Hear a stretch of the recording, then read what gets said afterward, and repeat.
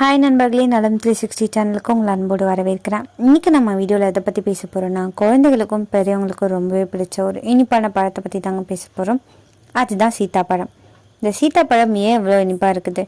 சர்க்கரை நோய்கள் சாப்பிட்லாமா? எடை குறைக்க உதவுமா? கர்ப்பிணிகள் சாப்பிட்லாமா? தினமும் சாப்பிட்டா என்ன நடக்கும்? யாரெல்லாம் தவிர்க்கணும் அப்படின்ட்டு இந்த எல்லா சந்தேகத்துக்கும் இந்த வீடியோ ஒரு தீர்வாக இருக்க போகுது.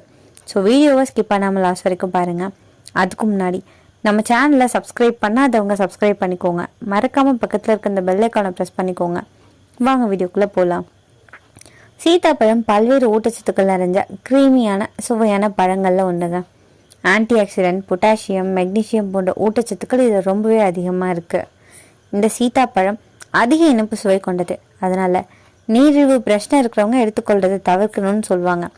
ஆனால் எப்போவாவது எடுத்துக்கொள்ளலாம். அதே போல் சில குறிப்பிட்ட சீசனில் மட்டும் கிடைக்கிற இந்த பழத்தை கிடைக்கிற சமயங்களில் உணவில் அதிகம் சேர்த்துக்கொள்றதால பல்வேறு நன்மைகளை பெற முடியுங்க. இதய ஆரோக்கியத்தை மேம்படுத்துதுன்னு சொல்லப்படுது. இதயத்துலேருந்து கால் வரைக்கும் எல்லா நன்மையுமே இந்த சீத்தாப்பழத்தில் நமக்கு கிடைக்குதுங்க. இது ஆங்கிலத்தில் கஸ்டர்ட் ஆப்பிள்னு சொல்லப்படுது. தமிழில் சீத்தாப்பழம், மற்ற மொழிகளில் ஷரீஃப் இப்படி அழைக்கப்படுது. வெளியில் பச்சை நிறத்தோல், உள்ள வெள்ளை மென்மையான சதை, கருப்பு விதைகள், இயற்கையிலேயே சர்க்கரை அதிகமுள்ள ஒரு பழம்னு சொல்லலாம். இதில் அப்படி என்னதான் ஊட்டச்சத்துக்கள் இருக்குது? 100 கிராம் சீத்தாப்பழத்தில் கலோரி 95 kcal, கார்போஹைட்ரேட் 23 கிராம், இயற்கை சர்க்கரை ரொம்ப அதிகங்க.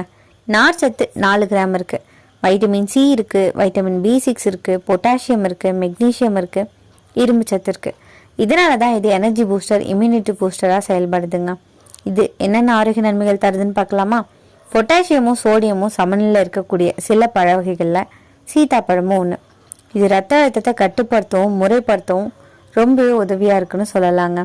இந்த சீத்தாப்பழத்தில் உள்ள பொட்டாசியம், சோடியம் உதவியாக இருக்குது.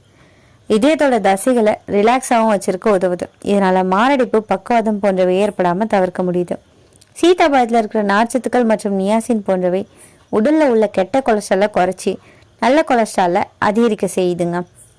கண் பார்வையை மேம்படுத்துது. சீத்தாப்பழத்தில் வைட்டமின் சி அதிகமாக இருக்குது. கண் ஆரோக்கியத்தை மேம்படுத்துகிற ரிப்போஃப்ளவின் சீத்தாப்பழத்தில் அதிகமாக இருக்குது.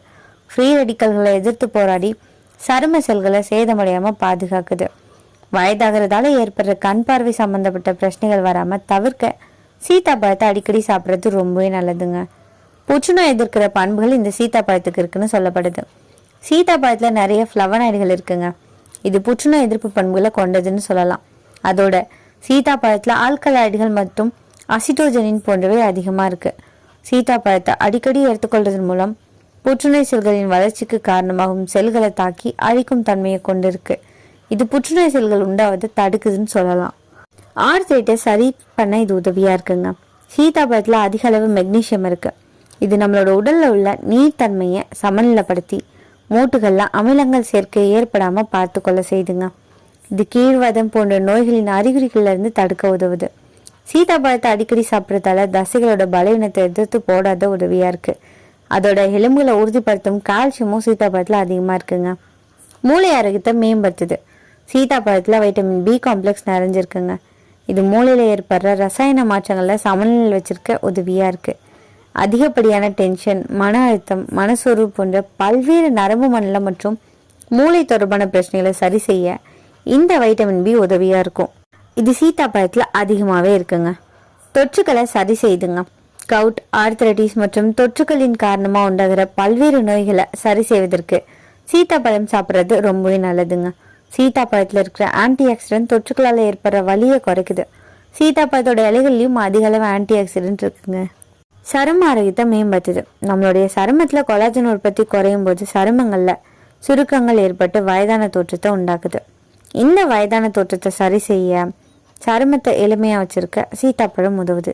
சீத்தாப்பழ உடலில் கொலாஜன் உற்பத்தி அதிகரிக்க செய்யுது. இதனால் சரியான அளவில் சருமத்துக்கு புரதங்களும் கிடைக்கிறதால சுருக்கங்கள் ஏற்படாமல் தவிர்த்து சருமத்தை எளிமையாக பொலியாக வச்சிருக்க முடியும். அனிமியாவை தடுக்குதுங்க. நம்மளோட உடலில் இரத்த சிவப்பணுக்களின் எண்ணிக்கை சரியான அளவில் இல்லாத போது அனிமியா அப்படின்ற இரத்த சோகை உண்டாகுது. இரத்த சிவப்பணுக்களின் எண்ணிக்கை சரியான அளவில் இருக்கும்போது தான் உடலுக்கு தேவையான ஆக்சிஜனும் சரியான அளவில் கிடைக்கும். சரியான அளவில் ஆக்சிஜன் சென்று சேராமல் இருந்தால் இதயம், நுரையீரல் போன்ற பல உறுப்புகள் பாதிக்குங்க. சீத்தாப்பழத்தில் இருக்கிற இரும்பு சத்து அதிகமாக இருக்கிறதால இது அனிமியா வராமல் தடுக்கும் ஆற்றல் கொண்டதாக இருக்குங்க. சீத்தாப்பழத்தில் உடனடியாக சக்தி தரும் ஒரு தன்மை இருக்குது. இயற்கை சர்க்கரை அதிகம், கார்போஹைட்ரேட் அதிகம்.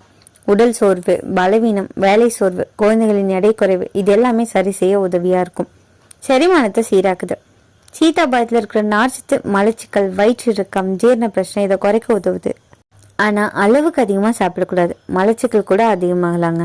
நோய் எதிர்ப்பு சக்தி அதிகரிக்குது. வைட்டமின் சி அதிகம் இருக்கிறதால சளி, இருமல், காய்ச்சல் இதிலிருந்து உடலை பாதுகாக்குது. இரத்த சோகையை அதிகரிக்க உதவியாக இருக்குங்க. இதில் இரும்பு, வைட்டமின் B6 இருக்குது. பெண்களுக்கு, கர்ப்பிணிகளுக்கு, இரத்த சோகை உள்ளவங்களுக்கு இது ரொம்பவே நல்ல பயனை கொடுக்குது.